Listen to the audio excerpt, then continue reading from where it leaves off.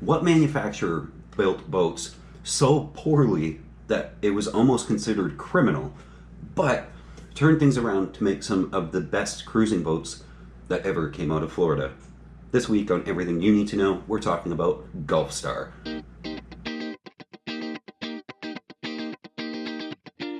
In the 1970s, a lot of really cool manufacturers were making boats in Florida. You may have heard of a few of them like Morgan, Irwin, Hunter, and Endeavor.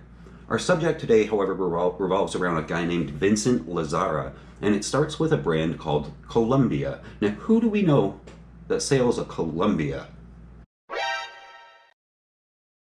That's right, Lady K is a Hughes 35, but Hughes bought her molds and tooling from Columbia, from Florida, where she was the Columbia North Star 1500. So Lady K is a unique boat because she's actually made in the weird transition years where she holds the Columbia rig and the Columbia paint scheme with the stripes on the side before Hughes actually started making very many changes. But she still is considered a Hughes because she was built by Hughes in Canada after the merger, and she uses the Hughes engine and drive.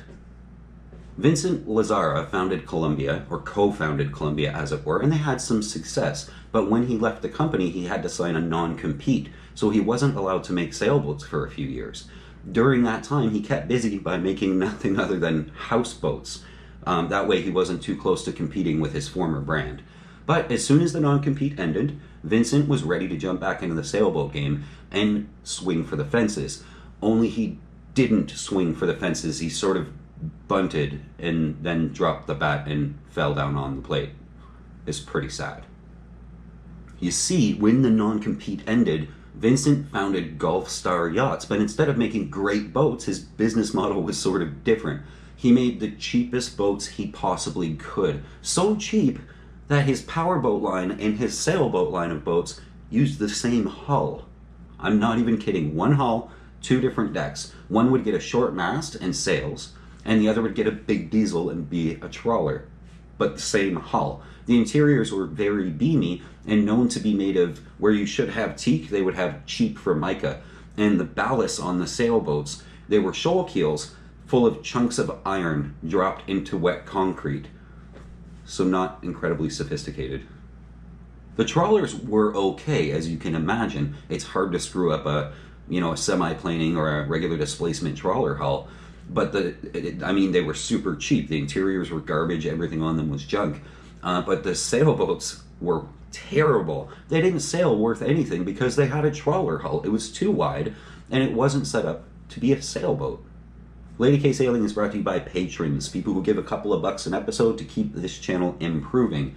And I want to give a big shout out to this week's newest patrons, Viorel, Ronald, Bam, Thomas, and Henrik. Thank you guys. Welcome to the team. The early Gulfstars were so bad, they didn't even put plating, like back plating, behind the deck hardware, so the cleats and winches could just rip out of the deck. And the balsa core wasn't sealed at the ends or the openings, so water would get in and rot almost everything immediately. Just imagine building boats with the cheapest possible process you can in every single aspect of manufacturing.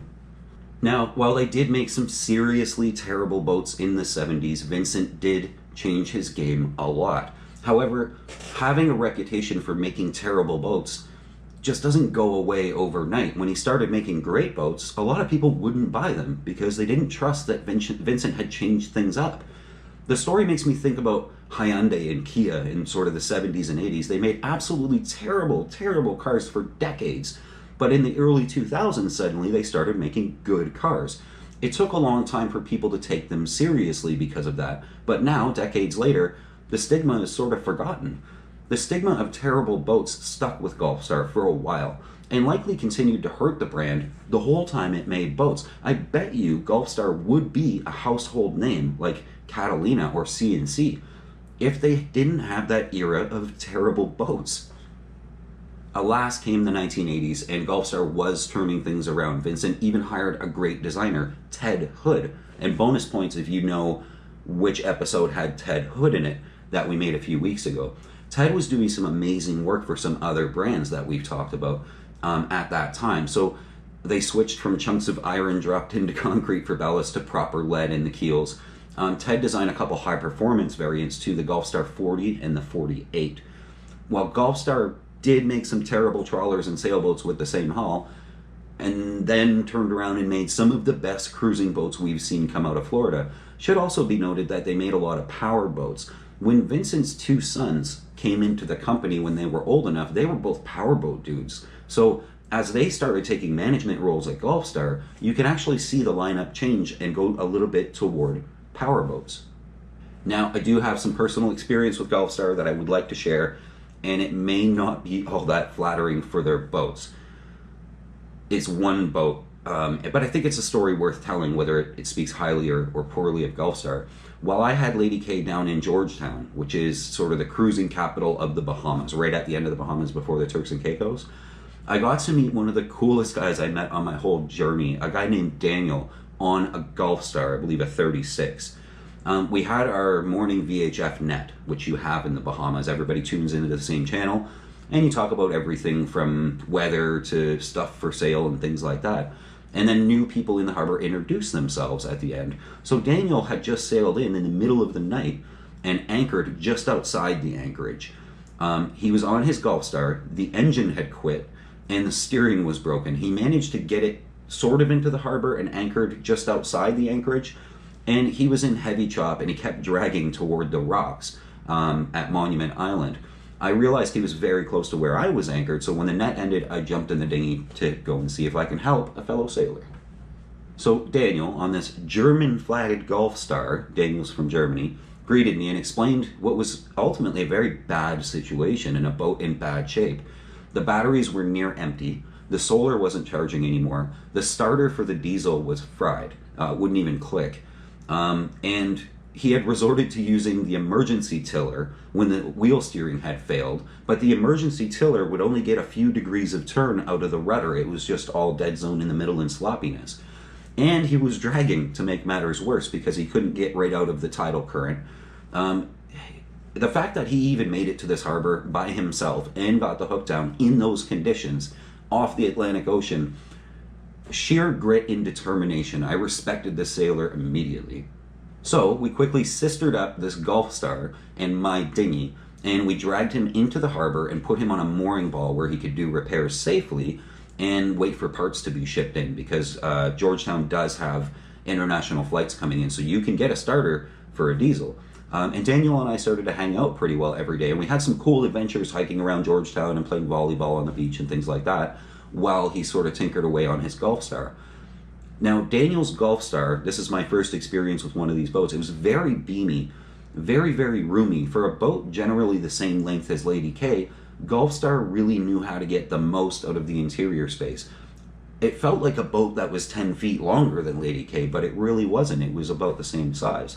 But it was well constructed. It was very heavily laid up, and it was a very heavy boat. I mean, trust me, I had to tow it.